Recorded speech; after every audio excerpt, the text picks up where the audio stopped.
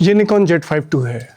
भले ही ये camera perfect नहीं है, लेकिन ऐसा क्या ये कैमरा ऑफर कर रहा है जो प्रोफेशनल्स, हायर मॉडल्स या कॉम्पिटिशन्स के हायर कैमरास को छोड़ करके निकॉन Z5 II को प्रेफर कर रहे हैं। ऐसा क्या इंपॉर्टेंट फंक्शनैलिटी और बेनिफिट ये कैमरा एंट्री लेवल के प्राइस पॉइंट पे ऑफर कर रहा है, और निकॉन ने Z5 II में ऐसा क्या इंप्रूव किया है कि ये एक वेडिंग फोटोग्राफर का वर्क हॉर्स साबित हो रहा है।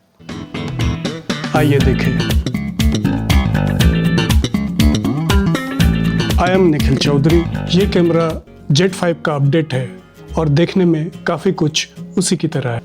इसमें Z5 II का सेंसर है, पर जब फील और एर्गोनॉमिक्स की बात आती है तो ये काफ़ी कंफर्टेबल है, और इसमें जो ग्रिप दिया गया है ये भी काफ़ी डीप है, जिसकी वजह से हाथों में अच्छी पकड़ आती है। आप चाहे Z5 या Z6 II यूज़र हो, लेकिन जब ये Z5 II new updated camera जब आप हाथ में पकड़ते हैं तो आपको काफ़ी कंफर्टेबल महसूस होता है, क्योंकि ये इसका लेआउट और इसका ग्रिप काफ़ी कुछ उसी की तरह है। इसके लेआउट में कोई बदलाव नहीं है। इसमें Z6 II और Z6 की तरह टॉप स्क्रीन नहीं है, उसके बदले यहाँ पे डायल दिया गया है। Z6 III या कुछ अदर मॉडल्स में डायल लेफ्ट साइड में है, जिसके वजह से कैमरा हाथ में लेने पर हमें दोनों हाथ उठाना पड़ता है यूज़ करने के लिए, लेकिन इसमें डायल राइट साइड में होने के कारण एक ही हाथ से हम कैमरा को हैंडल कर सकते हैं, जो कि बहुत ही अच्छी बात है। इस कैमरा में Z5 की तरह रिमोट पोर्ट नीचे में नहीं है, और इसका टेक्सचर और फिनिश काफ़ी बेहतर है। पर Z5 II का सबसे बड़ा बदलाव ये है कि अब इसके बॉडी में फ्लिप स्क्रीन दिया गया है, जो कि कंप्लीटली आर्टिकुलेटेड स्क्रीन है। और ओल्ड जनरेशन कैमरा में जो LCD लैग था वो भी इसमें काफ़ी हद तक रिमूव कर दिया गया है, और HDI लेटेंसी भी काफ़ी इम्प्रूव्ड है।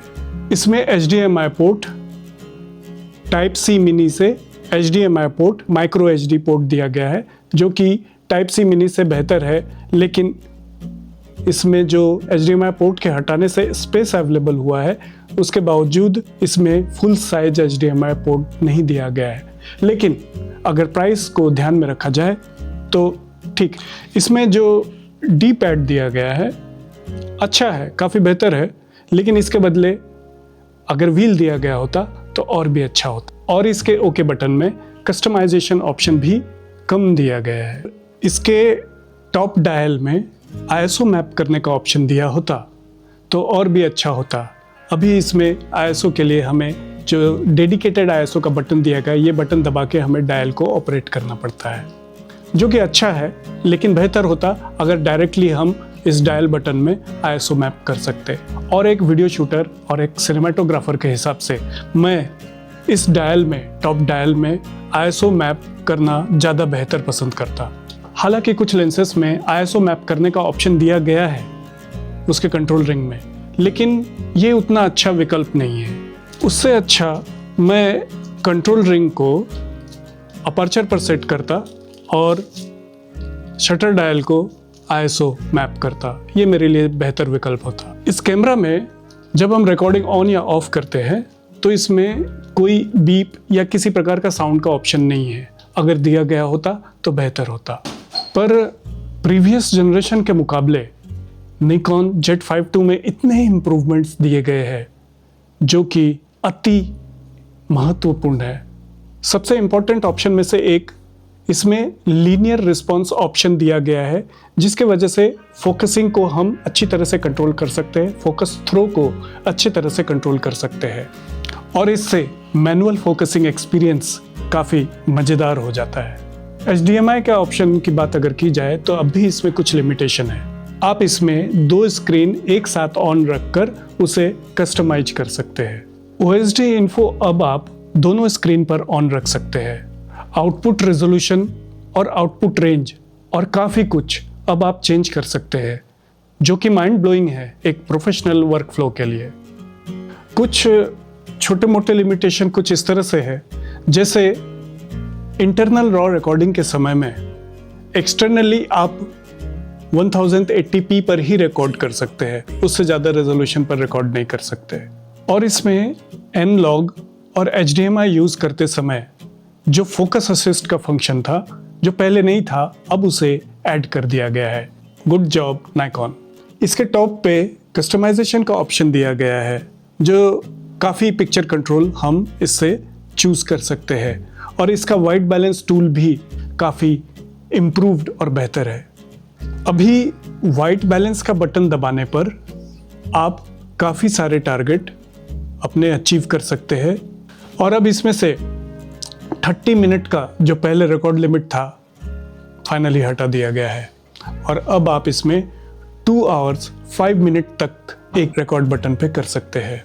और अब आप इसमें 10 बिट N-Log 4K 60 तक इंटरनली इसमें रिकॉर्ड कर सकते हैं, जिसके लिए कई कॉम्पिटिटिव मॉडल्स को एक्सटर्नल रिकॉर्डर की ज़रूरत पड़ती है, पर इसमें आप इंटरनली SD कार्ड पर रिकॉर्ड कर सकते हैं। मुझे याद है Z6 II में जब 4K 60 रिकॉर्ड करते थे तो उसमें 1.1% का क्रॉप आता था, जो कि फाइनली निकॉन ने अभी इसमें से हटा दिया है।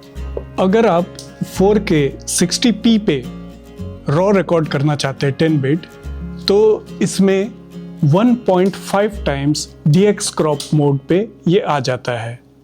लेकिन अगर आप फुल सेंसर विड्थ का इस्तेमाल करना चाहते हैं अब भी, जो कि कई लोगों के लिए ये काम का है, आप 4K 25 फ्रेम्स पर सेकंड या 4K 30 फ्रेम्स पर सेकंड सेलेक्ट कर सकते हैं, जिस पर ये काफ़ी अच्छी क्वालिटी देता है। हाँ, इसके कुछ फंक्शनैलिटी में बदलाव करने पर इसका वीडियो परफॉर्मेंस काफ़ी इम्प्रूव हो गया है, और एक वीडियो और एक वेडिंग फोटोग्राफर के हिसाब से ये फंक्शनैलिटी, ये बदलाव एक वरदान है। इसमें Z6 III या Z8 या Z9 की तरह स्टैक्ड या पार्शियल सेंसर नहीं है, जिसके वजह से हमें स्पीड में कॉम्प्रोमाइज़ करना पड़ता है। स्पोर्ट्स फोटोग्राफर या वाइल्ड लाइफ फोटोग्राफर, उन्हें स्पीड की ज़रूरत होती है, पर जनरली एक वेडिंग या फंक्शन फोटोग्राफर को इस प्रकार के स्पीड की कोई ज़रूरत नहीं है, जहां वो अपना कीमत बचा सकता है उस कैमरा के मुकाबले जो इससे कीमत में कहीं बढ़कर है, लेकिन फिर भी ये कैमरा उसके मुकाबले काफ़ी अच्छा इमेज क्वालिटी और परफॉर्मेंस देता है। Good job Nikon. Every wedding has a beautiful story and every story deserves to be remembered. At NC Productions, we just don't take photos. We capture emotions, smiles, tears of joy, and the magical moment that make your wedding special.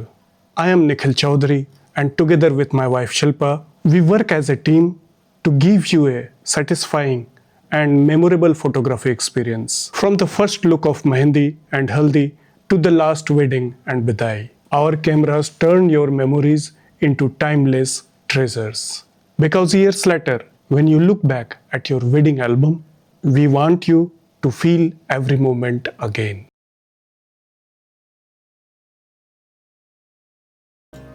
Nikon के पिछले models में लो light performance या auto focus performance उतना अच्छा नहीं था, जो कि एक ड्रामेटिक और बहुत बड़ी बात है कि अभी के जनरेशन के निकॉन के मॉडल्स में लो लाइट परफॉर्मेंस या ऑटो फोकसिंग परफॉर्मेंस काफ़ी इम्प्रूव हो गया है, जो कि अब 3 स्टॉप बेहतर हो चुका है, या कुछ सोर्सेज के अनुसार 4 स्टॉप तक भी बेहतर हो चुका है। मतलब अब आप निकॉन Z5 II में -10 EV तक शूट कर सकते हैं। कमाल की बात यह है कि इस एंट्री लेवल के मॉडल में latest and greatest auto focusing performance दे दिया गया है, EXX Speed 7 प्रोसेसर, जो कि सेम है Z8 या Z9 मॉडल में। और इसका ऑटो सब्जेक्ट टाइप डिटेक्शन इतना अच्छा इम्प्रूव्ड है कि अब आपको मेनू में जाकर के अलग अलग सब्जेक्ट शूट करने के लिए अलग अलग सब्जेक्ट को सेलेक्ट करने की ज़रूरत नहीं है। और कमाल की बात है, इसमें अब, जो कि निकॉन Z6 III के मॉडल में भी नहीं है, इसमें बर्ड आई फोकसिंग का ऑप्शन दिया गया है। हालांकि निकॉन अपने फर्मवेयर अपडेट में इसे बाद में अपडेट कर देगा, हमें पता है। आमने सामने बात करने के लिए या ऐसे व्लॉगिंग के लिए ये कैमरा काफ़ी बेहतर, काफ़ी ग्रेट और डिपेंडेबल कैमरा है। निकॉन के इस जनरेशन के camera low light auto focusing में ज़बरदस्त काम कर रहे हैं। Now I do have a tip for self filming. Now you have to turn off the self portrait mode in the main menu. Otherwise, you will not be able to use the buttons in the camera when screen is facing towards you. और जब rolling shutter की बात आती है तो ये S52 या S52X की तरह है, जो कि काफ़ी अच्छा है। लेकिन जो अपर जनरेशन के जो मॉडल्स है इसमें, जैसे Z63, Z8 या Z9, जिसमें पार्शली स्टैक्ड सेंसर या स्टैक्ड सेंसर है, फुली स्टैक्ड सेंसर है, जिसके वजह से रीड आउट स्पीड काफ़ी बेहतर है उसका, और हमें रोलिंग शटर का परफॉर्मेंस भी काफ़ी अच्छा मिलता है। जब आप 4K 60 यूज़ करते हो तो ये 1.5 टाइम्स DX क्रॉप मोड में चला जाता है, जिसके वजह से ये फुल फ्रेम सेंसर को यूज़ ना करके कम सेंसर के एरिया को यूज़ करता है, जिसके वजह से इसका रीड आउट स्पीड यहाँ इम्प्रूव हो जाता है, मतलब 14.5 मिलीसेकंड तक, जो कि काफ़ी बेहतर है। और तब इसका स्पीड इतना बढ़ जाता है कि ये हमारे सारे काम के लिए पर्याप्त होता है। आप इस कैमरा में 10 बिट NRAW रिकॉर्ड कर सकते हैं, लेकिन तब इसकी स्पीड 21.5 मिलीसेकंड 4K 24 फ्रेम्स पर सेकंड FX NRAW पर होता है, और 14.5 मिलीसेकंड 4K 60 फ्रेम्स पर सेकंड DX NRAW क्रॉप पर हो जाता है। इसका सेंसर 6K कैपेबल है, लेकिन फिर भी निकॉन हमें 4K दे रहा है। पर कीमत को अगर ध्यान रखा जाए तो ये ठीक है। मैं आपको एक Z52 का एक स्ट्रॉन्ग फीचर और एक स्ट्रॉन्ग कैपेबिलिटी आपको बता दूं कि इस कैमरा का डायनेमिक रेंज काफ़ी स्ट्रॉन्ग है, जिसके वजह से हमें हाईलाइट और शैडो में काफ़ी अच्छे शेड्स मिलते हैं और हमें डीप कलर मिलता है, जिसके वजह से हमें पोर्ट्रेट्स में, लैंडस्केप्स में हमें अच्छे कलर, अच्छे स्किन टोन मिलते हैं। हायर आईएसओ रेंज में मैंने पाया कि निकॉन काफ़ी अच्छे रिजल्ट देता है, जबकि इसका नॉइज़ रिडक्शन थोड़ा ओवर ट्यून्ड है। 51,200 आईएसओ पर जाने पर भी निकॉन हमें थोड़ा नॉइज़ तो देता है, लेकिन इसका कलर कंसिस्टेंसी, शार्पनेस बना रहता है। यही कारण है कि मैं इस कैमरा से काफ़ी इम्प्रेस हुआ हूँ। स्टेबलाइजेशन इस कैमरा का काफ़ी बढ़िया है और हमें ये काफ़ी अच्छी स्टेबिलिटी देता है। इलेक्ट्रॉनिक VR यूज़ करने पर हमें और अच्छे रिजल्ट मिलते हैं, लेकिन 1.5 टाइम्स क्रॉप की कीमत पर। लेकिन जहाँ वर्टिकल मूवमेंट की बात आती है, तब मैं इसे रेकमेंड नहीं करूँगा। इस कैमरा का स्क्रीन काफ़ी ब्राइट और क्लियर है।